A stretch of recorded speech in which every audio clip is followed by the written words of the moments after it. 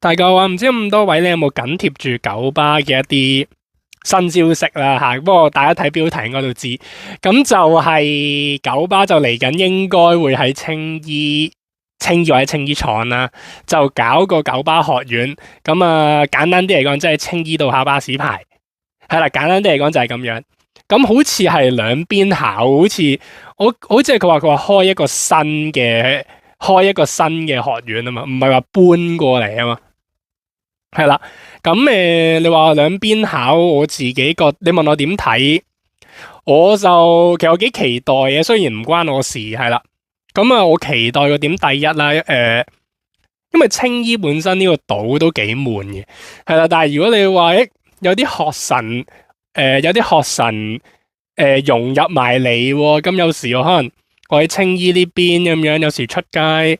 咁睇下你啲學神揸成點先，或者有時得閒咁樣放假得閒咁樣睇下你啲學神點樣先，笑下你哋先咁樣，係啦，即係純粹有啲新有啲新景象咁樣啦嚇，即係冇咁悶啦。青衣呢個第一啦，就冇咁悶啦。第二就如果你問我青衣好考定沙田好考咧，我又唔敢講。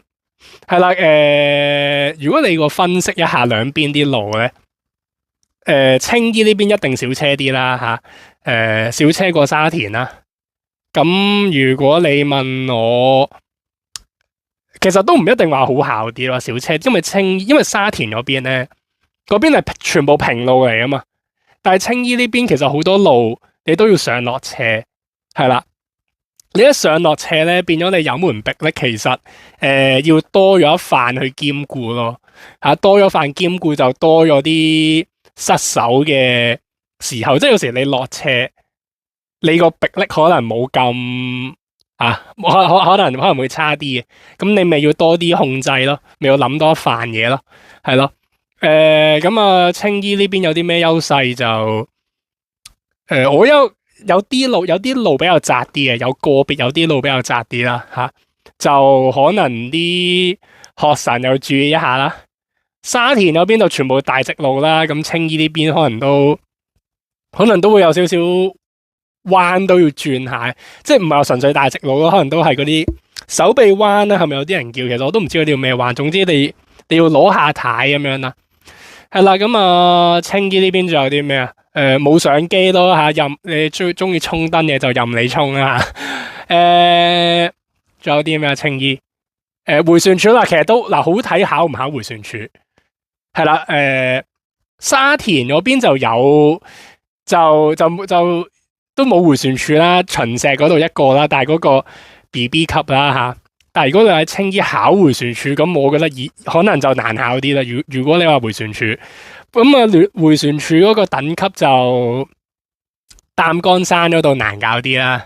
咁有青衣碼頭嗰個易搞啲，但係如果有時我當你綠油雅苑，你過去翠怡花園，你行4/3個回旋處考牌佢，即係我做生意嘅，咁我咪行外線咯，係咪？但係如果可能考牌佢焗你行中線嘅。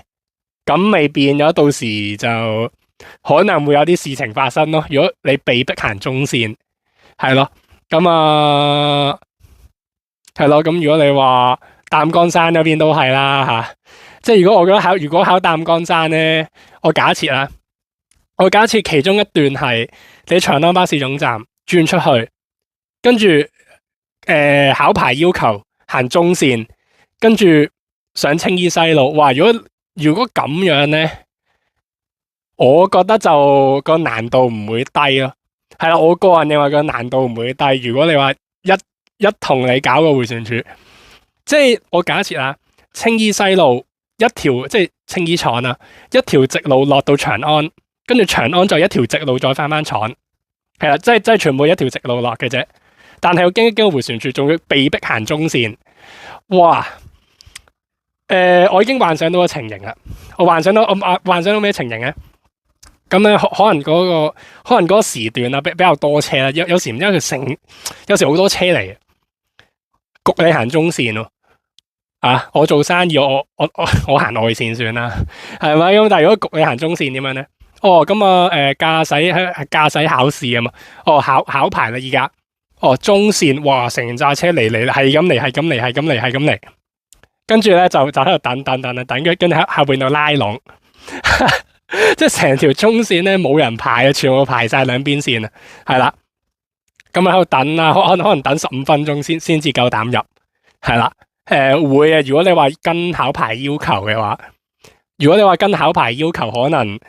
最少等5分鐘。如果你繁忙，如果啲車比較多，即係你話可能上午，不過一時時有時唔因好多車。不過考牌時間又唔會同你朝頭早7點考嘅。哇！如果你朝頭早7點考，唔使考喺度等2粒鐘先，係因為考牌要求你入唔到，係咯。咁所以你問我易唔易考，我自己覺得就好睇考唔考迴旋處，係啦。如果你話考迴旋處，然後又係被逼要行中線嗰啲咧，咁就難搞啦嚇。但係如果你話純粹行外線咁樣就冇乜問題嘅。但係如果考牌要你行3/4個迴旋處，我諗都要行中線嘅啦，冇得行外線咯。我諗係啦，冇得行外線，除非你話就咁第一個出口咯。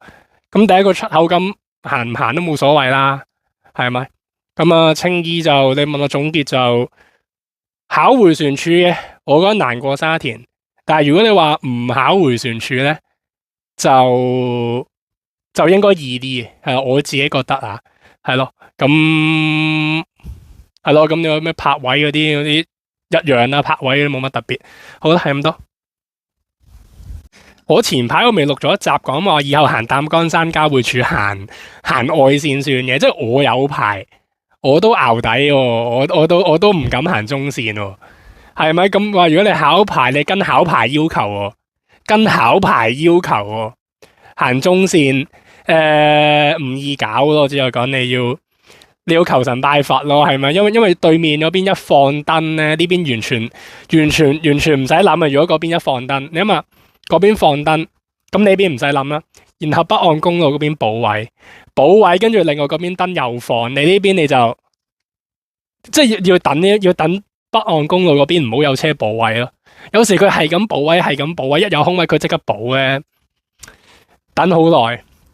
係啊，同埋有時你話我做生意輕輕夾硬嚟，我就唔會夾硬嚟啊。有啲車長我見佢哋比較夾硬嚟啲啦吓。